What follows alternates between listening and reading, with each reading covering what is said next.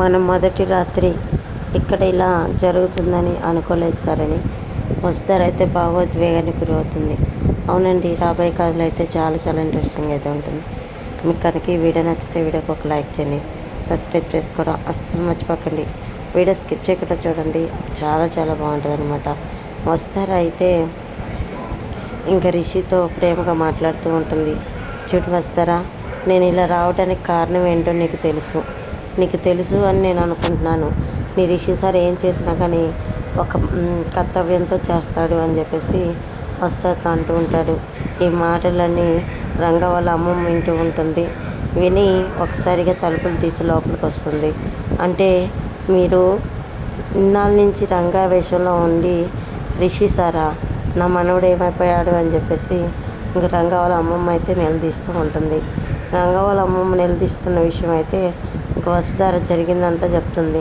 అంటే నా మనవడు నాకు దూరం అయిపోయాడా భగవంతుడా, నేనేం నేరం చేశాను, నేనేం తప్పు చేశాను, నా మనవడిని ఎందుకు ఇలా చేసావు చెప్పు భగవంతుడా అని బాధపడుతూ వసుధార, బాధపడకండి అమ్మా, ఇది రిషి సార్, మా రిషి సార్లోనే మీ మనవడిని చూసుకుంటున్నారు కదా, అలాగే చూసుకోండి అని వస్తారా అంటూ ఉంటుంది. వస్తారా అన్న మాటలకి ఇంకా బయటికి బాధపడుతూ వెళ్తుంది.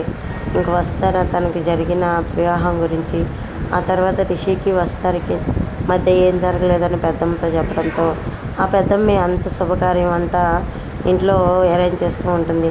సరోజ మాత్రం బాధపడుతూ ఉంటుంది. తన భావరూపంలో ఉన్న రిషి సార్ నిన్నాళ్ళుగా బావ అనుకుంటున్నానని చెప్పేసి బాధపడుతూ ఉంటుంది.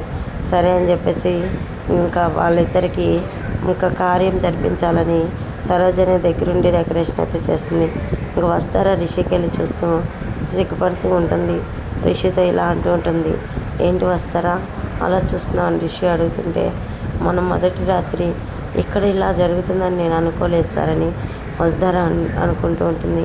ఇంకా రిషి, వస్తారా ఎప్పుడు ఎక్కడ ఏం జరగాలో అప్పుడు అక్కడ అదే జరుగుతుందని నువ్వే చాలాసార్లు చెప్పావు, గుర్తులేదా వస్తారంటే, గుర్తుంది సార్, నాకు అన్నీ గుర్తున్నాయి, కానీ ఈ ఇల్లు కాని ఇల్లు, మన ఇల్లు కాని మన ఈ ఇంట్లో మన మొదటి రాత్రి అంటే నాకు నిజంగా ఆశ్చర్యంగా ఉంది సార్ అని వస్తారా అంటుంది. సర్లే వస్తారా, ఇప్పుడు ఆశ్చర్యపడటం కాదు, ఇప్పుడన్నా మన ఇద్దరం ఒకటవ్వాలి, ఒకటయ్యి మన ఇద్దరము ఖచ్చితంగా దగ్గర అవ్వాలి అని చెప్పి రిషి అంటూ ఉంటాడు.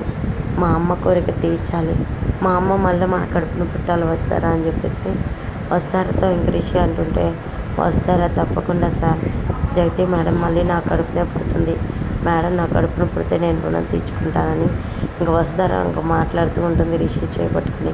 ఇంతలోకి ఇంకా వసుధార నిద్రలేచి చూసేసరికి అక్కడ రిషి ఉండడు.